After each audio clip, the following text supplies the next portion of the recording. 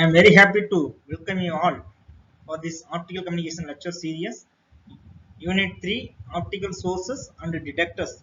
First unit we have been classified various types of parameters and then importance. Then second unit we have been discussed about various types of losses, how to rectify those losses like that. Now third unit we should aware the various light sources and then how that the detector process are happen in our fiber optical cable process.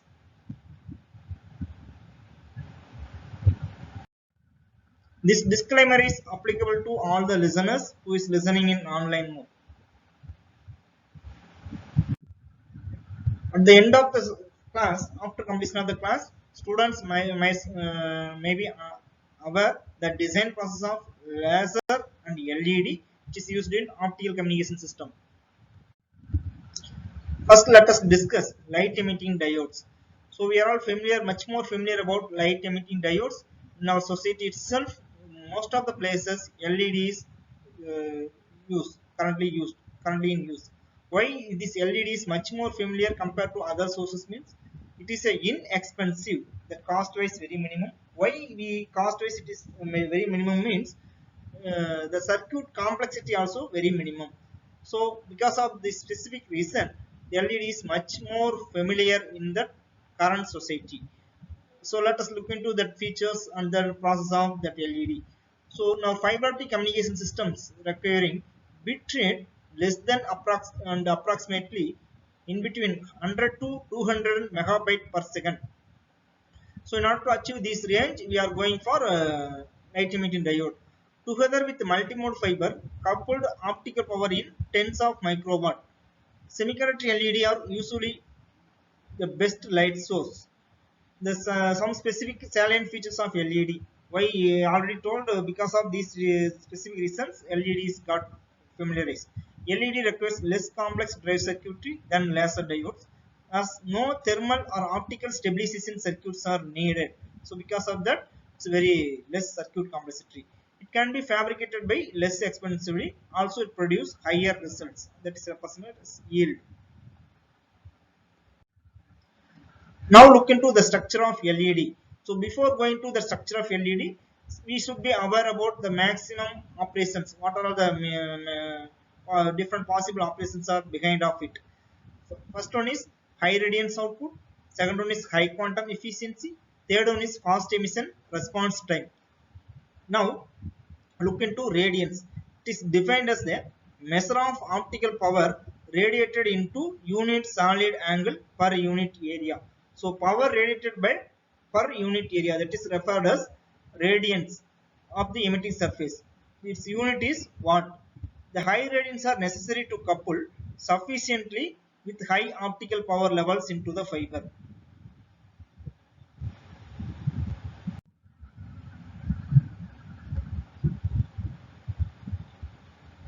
Quantum efficiency.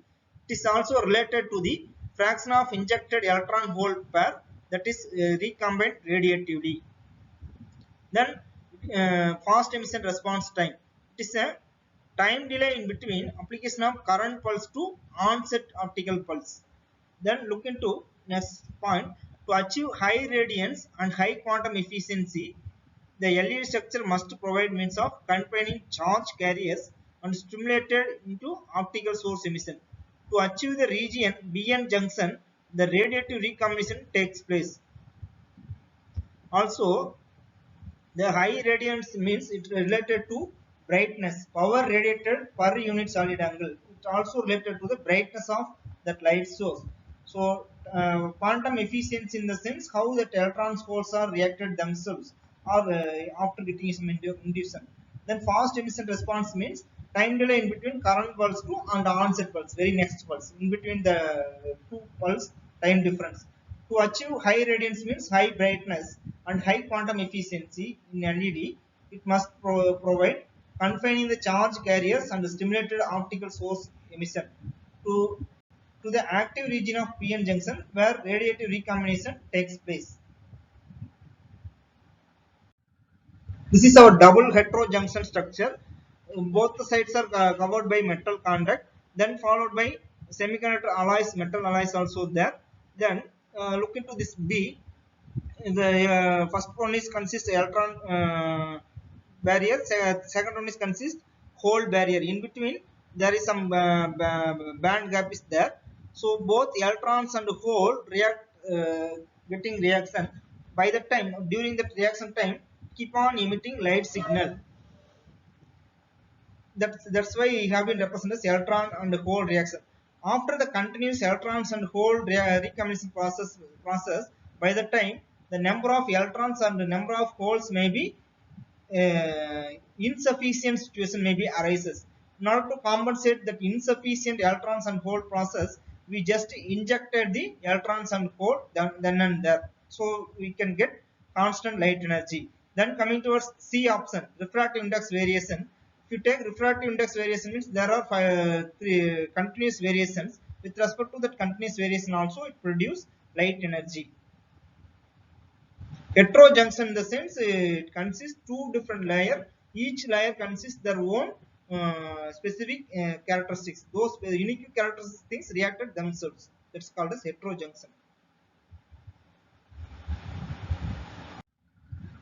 A double hetero structure, which is represented in our previous slide representation, consists different alloy layers on each side of active region. So we already seen p-type alloy layer and n-type alloy layer. The now diagram itself. Sandwich structure of different composed alloy layers, both carriers and optical fields are confined in the central actified layer. What it means for, once I repeated over here, sandwich structure of different composed alloy layer. There are different combinations are there.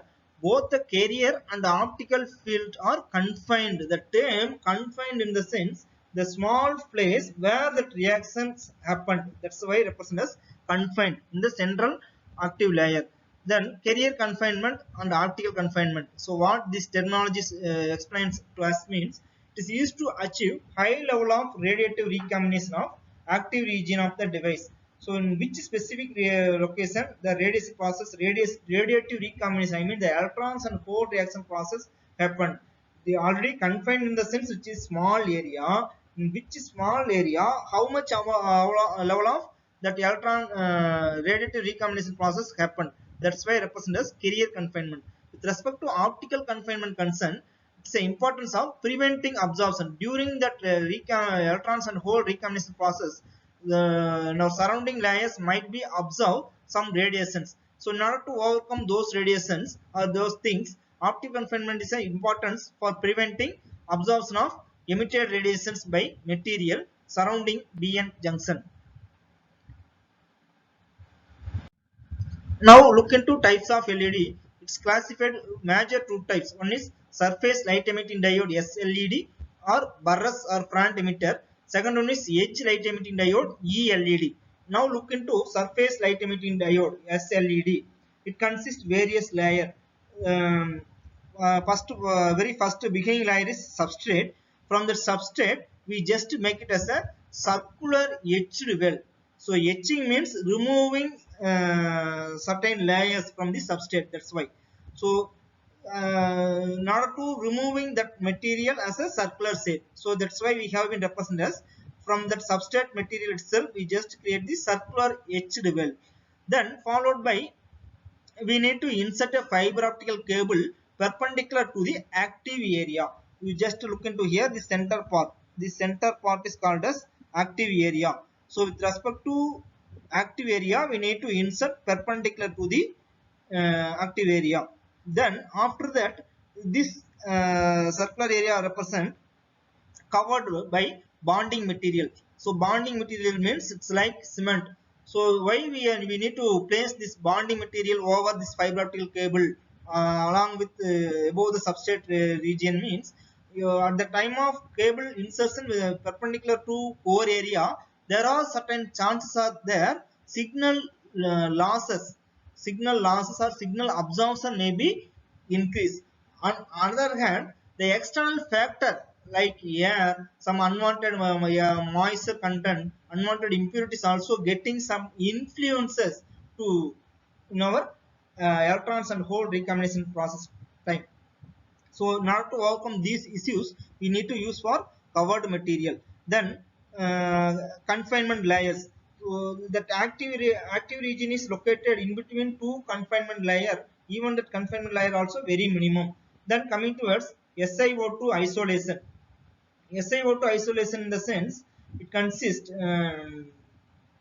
it product moisture disturbance and other environmental disturbance from our active area. Metallization also provides some stiffness to this entire process. Then heat sink at the time of reaction, it may be produce some heat, much more heat energy.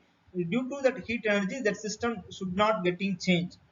So there are some specific numerical values are there. This active area after arranging certain these things, that this active area keep on involving reaction. By the time it produces light energy. That light energy also produces uniform in all the directions. That is called as Lambertian pattern. So Lambertian pattern means it produces uniform output, equal output in all the directions. That's called as Lambertian pattern. So those kind of things we will discuss in our next slide. So the surface light emitting configuration, a circular edge well is created on the substrate of the device, in which fiber is cemented in order to accept the emitted light. The surface emitter, the plane of active light emitting region is oriented perpendicular to the axis, what already seen in the diagram. SiO2 isolation layer where protect the active region from the moisture and other atmospheric condition. That's a very specific role of SiO2 isolation layer. Then coming towards the circular active area in practical surface emitters is nominally 500 micrometer diameter and 2.5 micrometer thickness. The emission pattern is essentially isotropic with 120-degree half-hour beam width. The isotropic pattern in the sense it produce isotropic pattern from such a surface emitter is called Lambertian pattern. It produces uniform output. In this pattern, the source is equally bright in the view in all the directions. Next, we look into edge light emitting diode. This edge light emitting diode entirely different from our surface light emitting diode. That architecture wise itself. Bottommost layer is heat sink, then followed by metallization layer. It's electrical conduct, produce electrical conduct. Then we place the substrate. Above the substrate, we have been placed for the light gating layers. So in between that light gating are double heterojunction layers alone. That active area is exist. So in that active area places alone, the electrons and hole reaction process and light emitting region also exist. Then the above the double heterojunction substrate we have been placed for SiO2 isolation layer. The function of SiO2 isolation layer is similar to now previous one. It protect the moisture and environmental conditions. The entire things are sealed by metallization. So to provide support of that layer.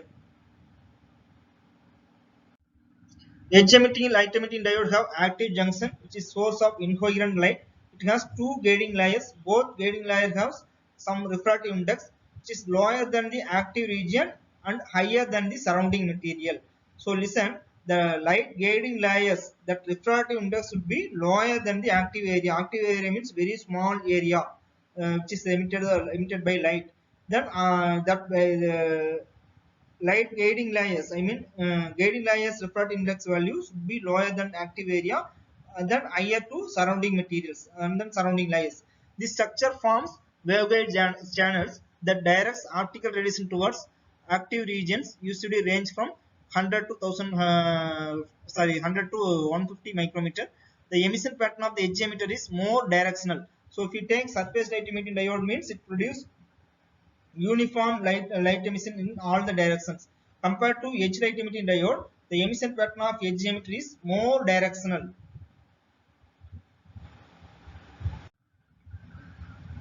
So the reference book is Optical Fiber Communication, authored by Gerard Kaiser. Page number in between 154 to 156.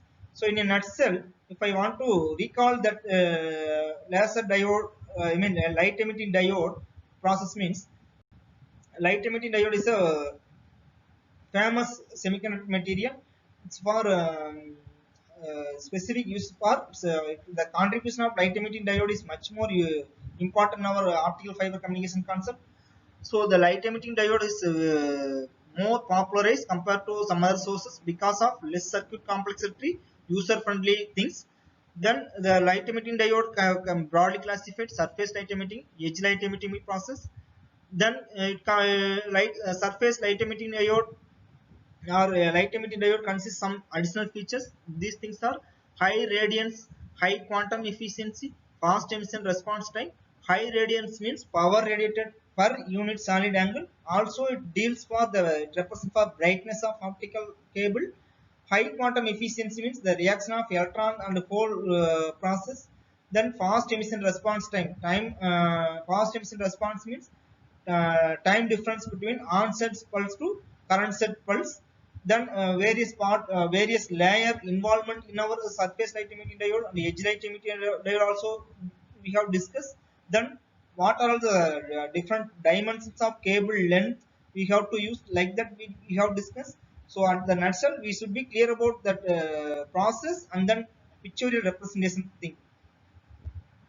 Thank you.